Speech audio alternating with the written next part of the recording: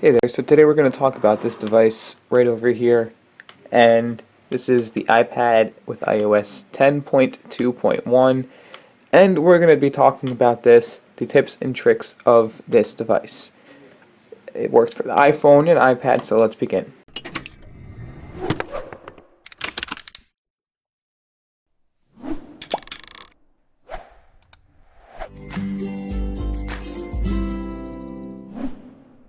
So currently the software version is 10.2.1, and we're going to talk about some of the tips and tricks. Some will only work for the iPad, some will work for both.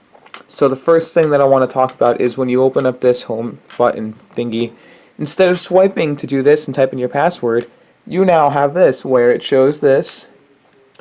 You'll be greeted with some sort of new home screen where it'll tell you all of your widgets. It show you some tips. You can probably turn that off. Your calendar, your reminders, all this right from your lock screen. You can turn off your lights if you have hue. And the other side is just swiping to get to your camera instead of having to swipe upwards and all that jazz. So that is the first trick. The second trick requires you to go into your settings, go to general, and then once you are in the general settings, you're going to want to go down to the accessibilities option. You're going to want to click on a home button, and then you're going to want to select rest finger to open, because when you do this originally, you click the home button and then you type in your password. So I have a 1234 just because I really don't care, but what happens is when you go like this, it'll ask you press home to open. So now that I do that, it opens it up. So open iPad with Touch ID without having to press the home button, or iPhone. So now what you do is, all you do is once that's unlocked, you go rest. I don't even press it. I will do it one more time just by being right here. So I'll press the top button.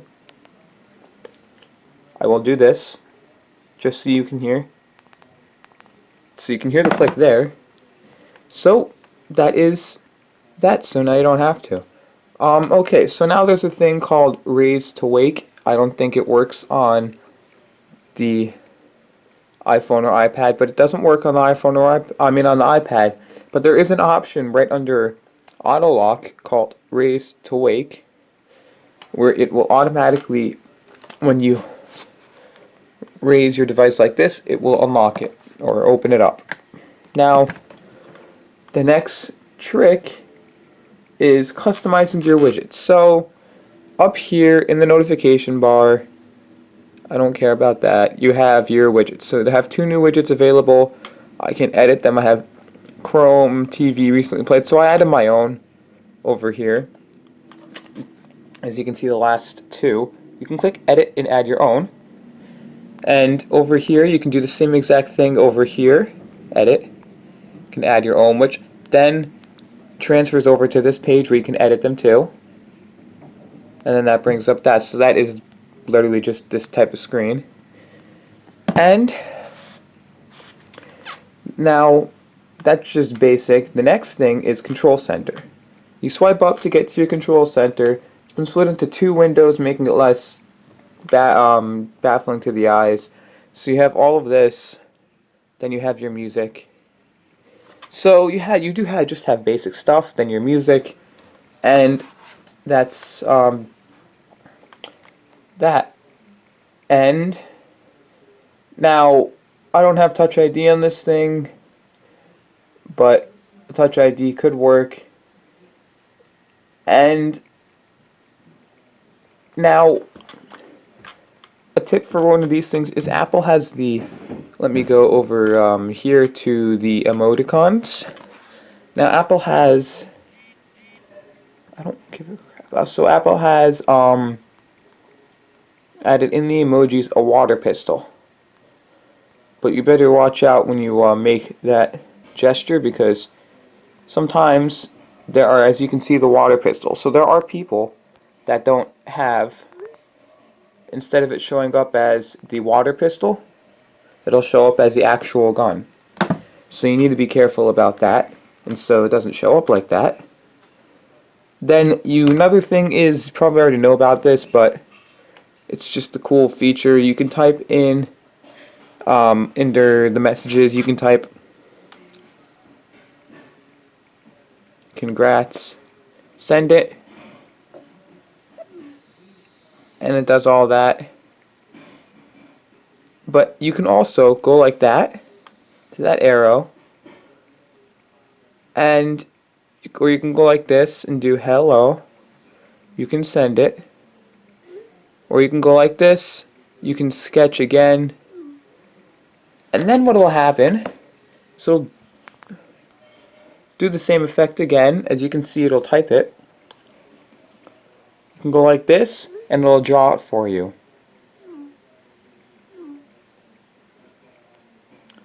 Now, or you can open it up to make it bigger. You can put it back down.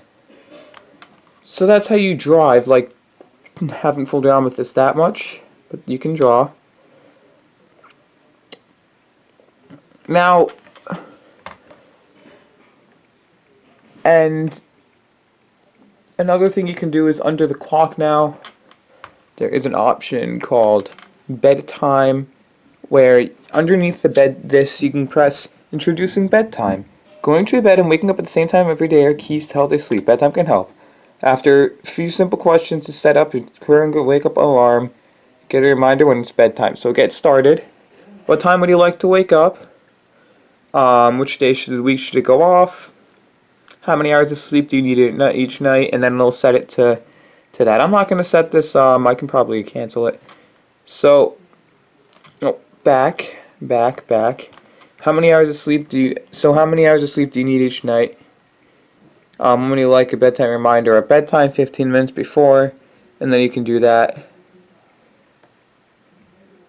And then your sleep history will be saved. But I'm not going to do this. I'm just going to go out of this because I don't want this to warn me, because I'm not using this before bedtime. I mean, I am, but I know when my bedtime is. Now, the next thing after bedtime is split Safari window. So, two Safari windows, this I think is only on the iPad. But if I go over here to, since I don't use it, to Safari, I go to Google. I'm going to go to Apple's website. You just said something. I didn't hear what it was. Shut up. Apparently it just activated itself. So you can go like this. So it should work. It'll be able to open up two Safari windows on an iPad. If you want to little tags, drag one down from the tab bar. Okay, so this should work only on the iPad. But I think the new feature they did integrate with that is this over here. On the sidebar now, you can, to be able to get to split screen window, is, and that doesn't work. So the next thing is, let's say you are typing a document up and you wanted to be able to do something. So you're in Word and obviously you have it like this. So I write it down so I don't forget it. There are some cool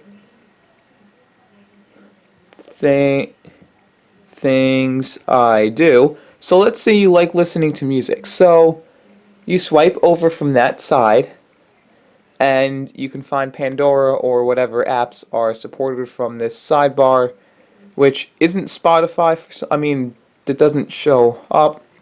YouTube is supported, so if you want to listen to YouTube in the background that way. And then what you do is you slide it like that, and now you got your Pandora on one side. So if you like seeing what music is playing,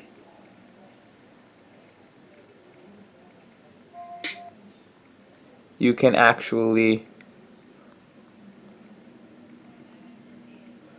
view it, and then you can swipe like this to get out of that.